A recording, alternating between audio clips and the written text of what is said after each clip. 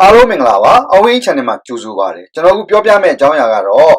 ့တင်အသက်50ကျော်ပြီဆိုရင်ဘယ်တော့မှမစားသင့်တဲ့အစားအစာ6မျိုးဆိုတဲ့အကြောင်းအရာပဲဖြစ်ပါတယ်အသက်50ကျော်ဆိုတာအသက်100တန်းမှာတက်တန်းတစ်ဝက်ကိုကျော်လာပြီ။အိုမင်းရင်းရော်ခြင်းကိုကိုခန္ဓာပြင်ပမှာတိကျတာပြောင်းလဲမှုတွေတွေ့နေရပြီ။မျက်လုံးတွေမှုန်လာပြီ၊သွားတွေမကောင်းတော့ဘူး။စပင်တွေလည်းကွက်တိကွက်ကြားဖြူစပြုတ်နေ။နားတွေလည်းကြားတစ်ချက်မကြားတစ်ချက်ဖြစ်နေပြီ။အရေပြားတွေလည်းငယ်တုန်းကလိုတင်းတင်းရင်းရင်းဝင်းဝင်းပပမဖြစ်တော့ဘူး။ကိုခန္ဓာပြင်ပပြောင်းလဲမှုတွေကိုအတတ်နိုင်ဆုံးပြုပြင်ရတာလွယ်ပေမဲ့ကိုခန္ဓာအတွင်းပြောင်းလဲမှုတွေကိုမမြင်ရတဲ့အတွက်ပြုပြင်ဖို့ပြက်ကွက်တာတွေရှိလာတယ်။ကိုယ်ထဲမှာလည်းတရက်မှာ24နာရီတစ်ပတ်မှာ9ရက်မနားမနေအလုပ်လုပ်ရတဲ့နှလုံးတွေကလည်းပုံမှန်အခြေအနေမှာမရှိတော့ပါဘူး။အလားတူအဆုတ်တွေလည်းမယံမနာနှစ်ပေါင်း50ကျော်အလုပ်လုပ်လာခဲ့ပြီးအခြားရင်ကစိတ်ပိုင်းတွေဖြစ်ကြတဲ့အစာအိမ်နဲ့အစာချေလုပ်ငန်းတွေအသေးကြောက်ကတ်တွေကလည်းငယ်စဉ်တုန်းကလိုမကောင်းတော့ပါဘူး။အချို့ဆိုရင်သွေးတိုးယောဂကစပြီးဒုက္ခပေးနေပြီ။နှလုံးယောဂရှိသူကလည်းရှိနေကြပြီ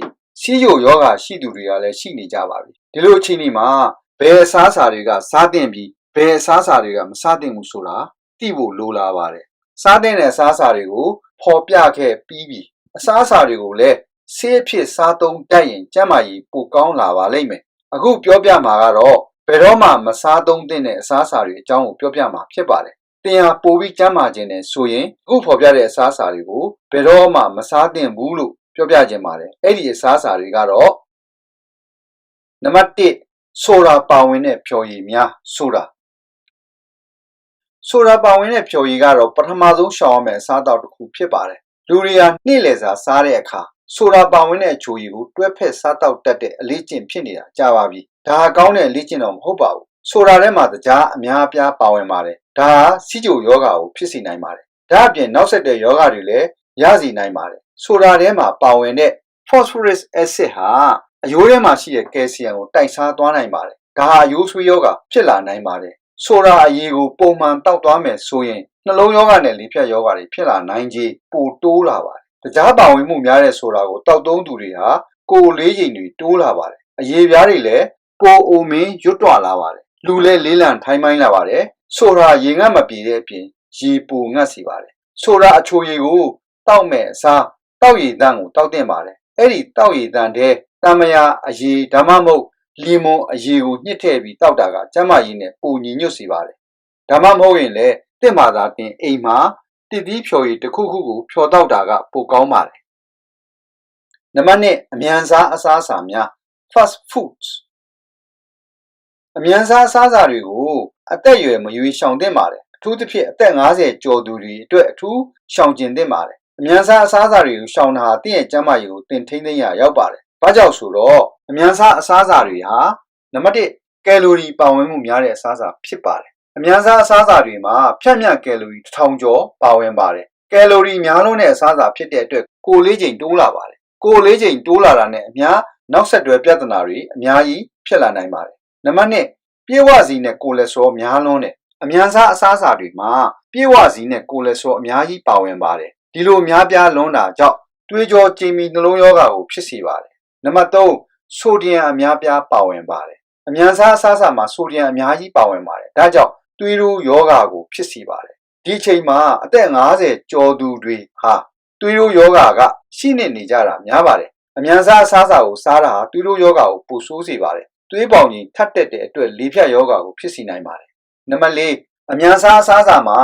အဓိကဟာရမပါဝင်ပါဘူး။အမြန်စားအစားအစာမှာကိုယ်ခန္ဓာအတွက်အဓိကလိုအပ်တဲ့ fiber ဗီတာမင်မင်နရယ်နဲ့ဓာတ်သတ္တုနဲ့ဆန့်ကျင်ဓာတ်တိုးပစ္စည်းတွေပါဝင်ခြင်းမရှိပါဘူး။ဒီဓာတ်တွေကကျန်းမာရေးကိုထိန်းသိမ်းဖို့အတွက်အဓိကလိုအပ်ပါတယ်။ဒါကြောင့်အဓိကလိုအပ်တဲ့ဟာရဓာတ်တွေရဖို့အတွက်တစ်သီးနဲ့ဟင်းသီးဟင်းရွက်တွေကိုများများစားပေးဖို့လိုအပ်ပါတယ်။နံပါတ်3ပြုပြင်ထားတဲ့အသားများ processed meat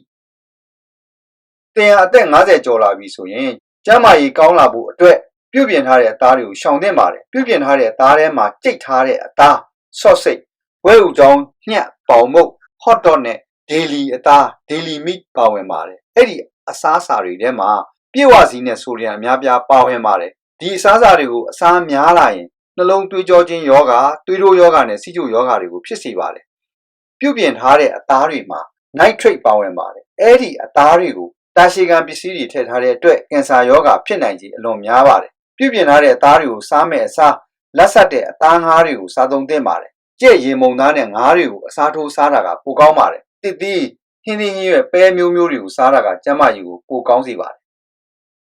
နံပါတ်၄စီကြော်တဲ့အစားအစာများ fried foods ကြော်ထားတဲ့အစားအစာတွေကစားလို့အလွန်ကောင်းပါတယ်ဒါပေမဲ့ကျန်းမာရေးနဲ့မညွတ်ပါဘူးဘာကြောင့်ဆိုတော့အဲ့ဒီအစားအစာတွေမှာအဆီတွေနဲ့စားပါဝင်မှုများတဲ့အတွက်ကြောင့်ဖြစ်ပါတယ်ကြက်ကြော်ကိုထပ်ကာကြော်လိုက်တဲ့အခါအဲ့ဒီအကြော်စီဟာအသွင်ပြောင်းစီ trans fat ဖြစ်သွားပါတယ်အသွင်ပြောင်းစီဟာ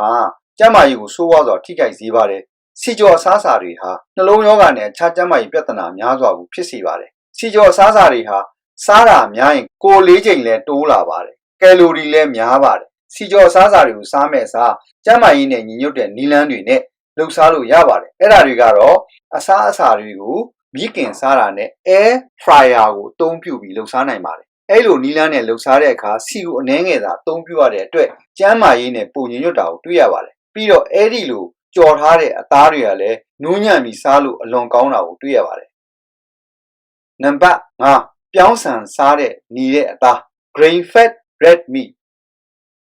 နီးတဲ့အသားတွေဆိုတာခြေလေးချောင်းသားတွေကိုဆိုလိုပါတယ်နွားဝက်တိုးသားစိတ်သားတွေကိုပြောတာပါမွေးမြူရေးငါးတွေကိုပြောင်းဆန်တွေကိုအဓိကကျွေးပါတယ်အချို့ခြေလေးချောင်းတွေကတော့တဘာဝမြက်ကိုသာစားရပါတယ်အဲဒီလိုပြောင်းဆန်စားတဲ့အသားတွေကမြက်စားတဲ့အသားတွေတဲ့ကျန်းမာရေးကိုပိုဆိုးစေပါတယ်ပြောင်းဆန်စားအသားတွေကနှလုံးရောဂါနဲ့ကင်ဆာဖြစ်နိုင်ရင်ပိုများပါတယ်အကြောင်းကတော့ပြောင်းဆန်ထဲမှာမကြာခဏဆိုသလိုဟော်မုန်းနဲ့ပိုးသက်ဆေးတွေပေးထားတဲ့အတွက်ကြောင့်ဖြစ်ပါတယ်အဲ့ဒီပြောင်းဆန်စားအသားတွေမှာယောဂပိုးမွှားနဲ့ကင်ဆာကိုဖြစ်စေတဲ့ဓာတ်ပေါင်းတွေအများပြားပါဝင်နေတာကိုတွေ့ရပါတယ်အဲ့ဒီဓာတ်ပေါင်းတွေကြောင့်ကင်ဆာဖြစ်နိုင်ရင်ပိုများတာကိုတွေ့ရပါတယ်မျက်စားအသားတွေကအဆီနဲ့ကိုလက်ဆောပါဝင်မှုနေတာကိုတွေ့ရတယ်အကြောင်းကတော့မျက်စားနွားတွေကတဘာဝမြက်ကိုစားတဲ့အတွက်ကြောင့်ဖြစ်ပါတယ်မျက်စားအသားတွေကဗီတာမင် A